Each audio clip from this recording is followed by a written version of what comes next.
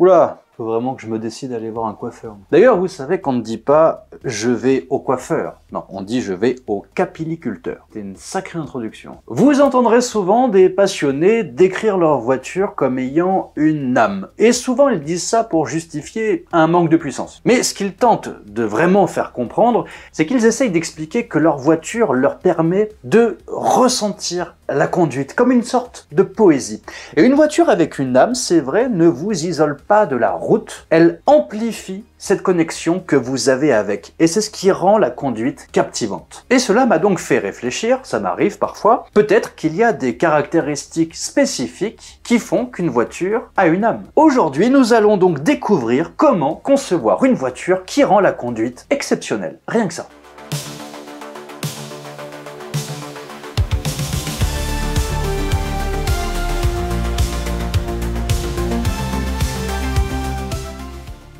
Bonjour tout le monde et bienvenue pour cette nouvelle vidéo. N'hésitez pas tout d'abord à vous abonner si ce n'est pas déjà fait, c'est super important. Vous pouvez aussi venir faire un petit tour sur notre boutique Vintage Drivers où il y a plein de choses. C'est encore le moment de commander pour Noël, on sait jamais. Je vous mets tous les liens qu'il faut dans la description, juste en dessous, dans le premier commentaire épinglé également. Et parlons donc maintenant de l'âme d'une voiture. Alors il peut sembler qu'une voiture avec une âme s'apparente plus à une œuvre d'art qu'à autre chose, mais en fait non, elle est conçue par un truc tout bête qui s'appelle la science. Alors quand je parle d'âme, je parle de la conduite, parce qu'on est bien d'accord qu'un multiplat ou même un berlingot peut avoir une âme. Mais c'est souvent une âme qui est liée au souvenir qu'on a avec cette voiture. Un véhicule utilitaire, par exemple, peut très bien avoir une âme. On peut très bien le voir comme un bon copain sur qui on peut compter pour boire une bière après un samedi après-midi passé à la déchetterie. Mais là, on va vraiment parler de l'âme grâce à la conduite, et pas à l'âme, la chanteuse. Donc commençons à réfléchir rationnellement à ce qui fait l'âme d'une voiture. Et le premier point est très important, il s'appelle communication. Et vous remarquerez que c'est aussi le facteur numéro 1 dans une relation amoureuse. Grâce à la communication, l'amour fleurit. Une voiture doit pouvoir transmettre rapidement et précisément toutes les informations au conducteur. Et tout comme en amour, tout commence par les fesses. Je m'explique. Un siège performant a des renforts épais et rigides à sa base, mais aussi dans le dossier pour éviter que le conducteur glisse. Comme ça, le conducteur n'a pas besoin de fournir beaucoup d'efforts physiques pour se maintenir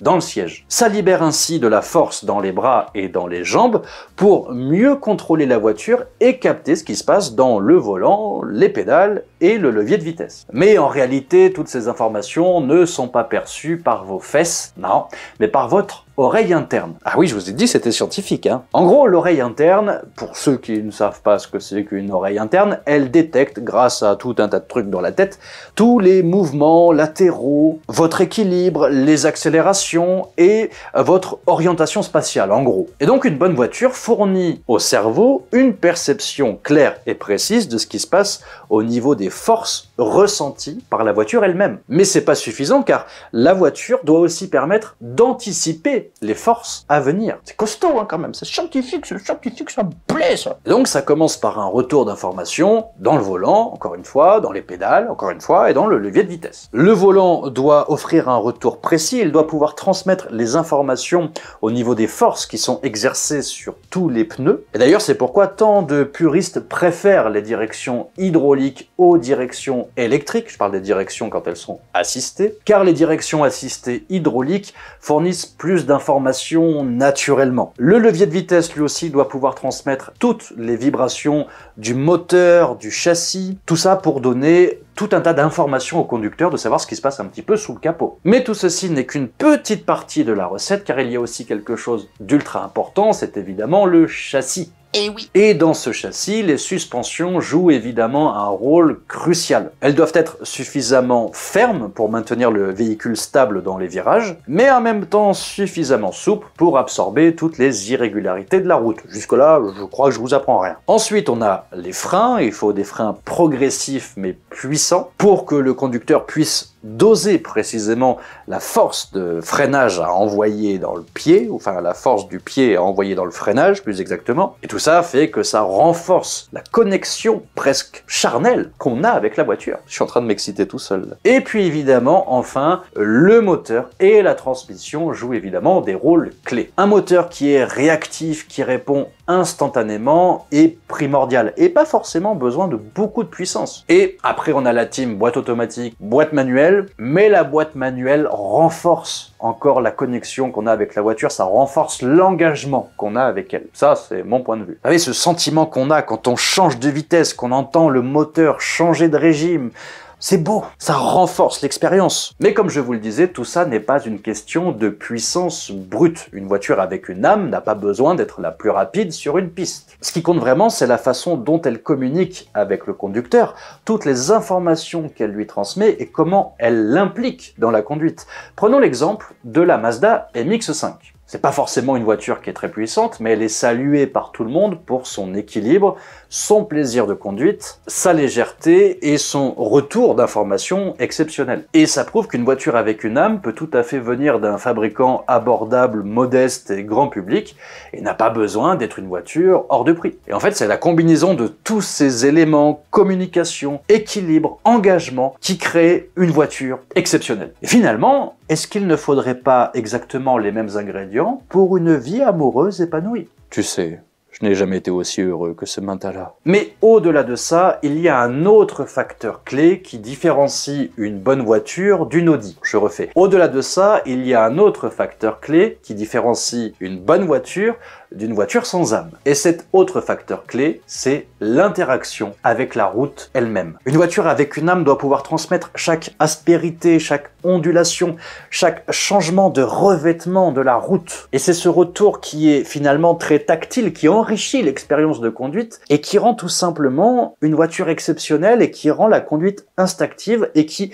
crée cette connexion entre l'homme et la machine. Et qui d'ailleurs à ce moment-là n'a plus l'image d'une machine mais d'une extension de nous-mêmes. Et toutes ces voitures modernes avec leurs isolations accrues, avec leurs suspensions sophistiquées, alors c'est vrai, elles offrent un confort qui est très très bon, hein, mais bah, ça rend la conduite un peu chiante en fait. C'est pourquoi certaines personnes, dont beaucoup qui regarderont cette vidéo, je pense, préfèrent les voitures peut-être un peu plus brutes, plus simples, qui offrent un retour beaucoup plus direct. Je pense notamment à la Lotus Elise aussi. Et puis on a tous ces systèmes d'aide à la conduite, le contrôle de traction, la BS, le SP, alors c'est très bien, ça augmente la sécurité, mais est-ce qu'on en a vraiment besoin?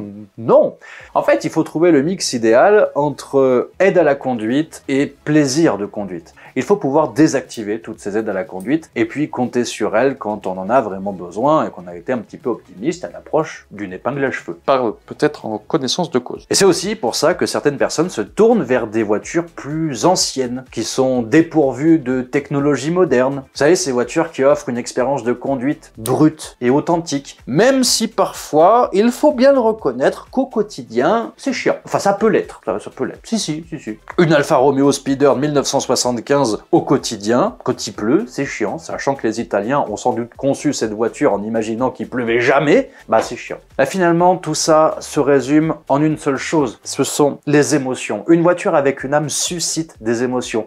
Elle peut nous faire sourire suite à un virage ou nous donner quelques frissons, voire même nous faire pleurer parfois. Mais c'est cette sensation d'excitation, d'adrénaline, d'amour même, qui définit véritablement ce type de voiture. Ce ne sont pas des machines qui nous emmènent d'un point A à un point B, non, ce sont des machines qui nous font rêver, qui nous font transpercer le cœur de bonheur, ou parfois le portefeuille aussi, c'est vrai, oui. Elles sont des extensions de notre propre âme, et c'est cette symbiose qui rend chaque trajet mémorable. En fin de compte, une voiture avec une âme devient votre partenaire, votre compagnon de route. Elle vous comprend, vous la comprenez, vous savez d'avance ce qu'elle va faire dans un virage, dans une ligne droite, comment la démarrer, comment l'arrêter, comment lui dire je t'aime. Et cette voiture devient une part de vous-même. Et d'ailleurs, dites-moi dans les commentaires sur ces belles paroles, oui, j'ai pris ma voix de romantique, Quelle voiture vous a le plus marqué? Dites-moi ça juste en dessous. N'oubliez pas de vous abonner, de venir visiter notre boutique, de venir vous abonner à mon compte Instagram si vous le souhaitez. Vous avez tous les liens juste en dessous. Et je vous dis à très vite, la semaine prochaine, pour une nouvelle vidéo. Bonsoir. Welcome to Vintage Drivers, the place to be. Smile, redemption, and sanity. Join us on the journey back in time. We'll roam well after passion, make vintage drivers our home. Ah oui, c'est pas mal, là aussi on dirait un palmier. Les cheveux, la barbe, non, il n'y a rien qui va, non?